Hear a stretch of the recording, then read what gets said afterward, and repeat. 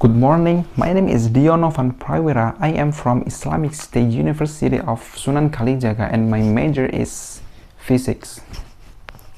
Ones and zeros are eating the world. I borrowed this expression from Gil Press, a senior contributor of Forbes. Every information exists are turned out into the way how computers work.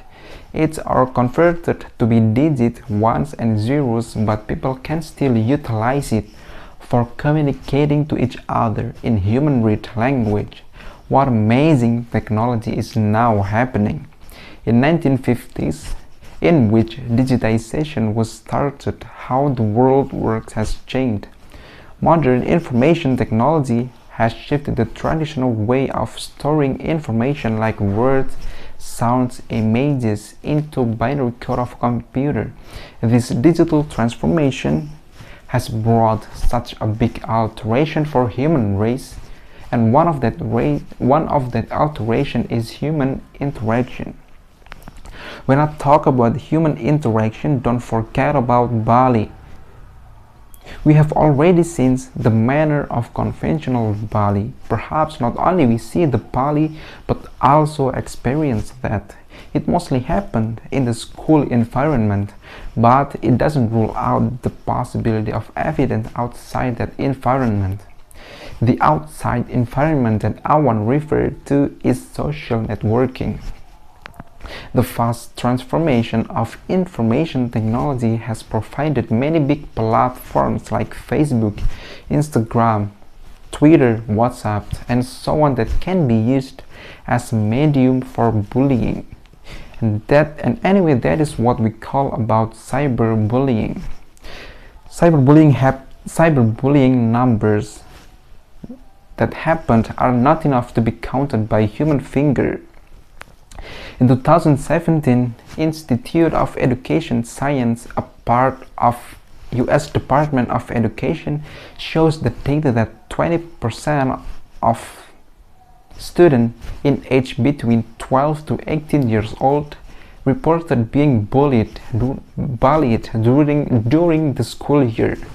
In the same year, National Youth Risk Survey provides a similar data that the high school students across the country have experienced bullying in the internet.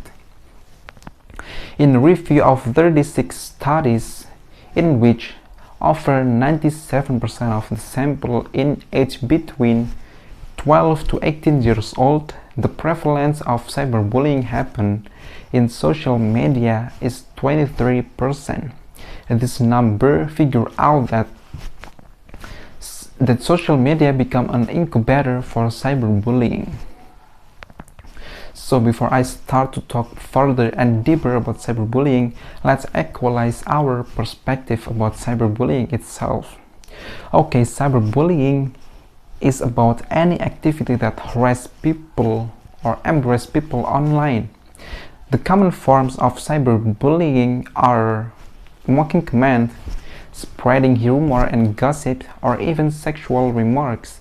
Cyberbullying is typically connected to appearance, academic achievement, sexuality, race, and so many things out there. But the most ordinary impetus used by cyberbullies is about relationship issues. So on the other hand, why don't we look at the psychological side of cyberbullies? I have some psychological issues that cover up behind that cyberbullying is such lack of confidence, desire to have control on the other, or even finding out that cyberbullying is an entertaining activity. Besides that, the reason that makes cyberbullying feel safe and comfortable to do their action are anonymity in cyberspace and easy access to do that.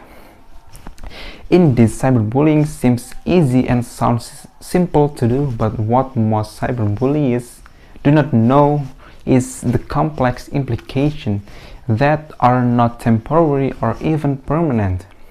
Research yields that the cyberbullying victim will experience many negative consequences and will increase risk of future mental illness like anxiety, depression, or even suicidality.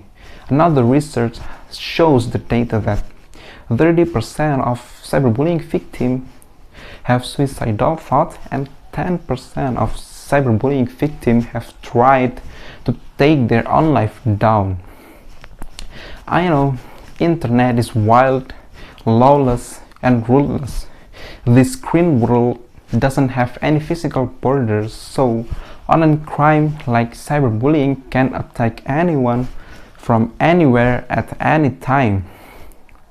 So what we can do as the user of internet and social media is creating our border.